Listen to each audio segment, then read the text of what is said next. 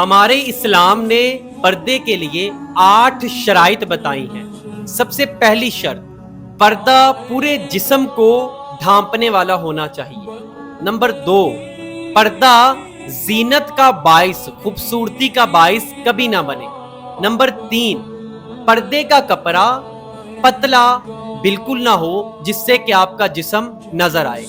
Number 4، پردے کا کپڑا جسم کے ساتھ چپکنے والا نہیں ہونا چاہیے، تنگ نہیں ہونا چاہیے۔ نمبر 5، اس پہ کسی قسم کی خوشبو نہ لگی ہو۔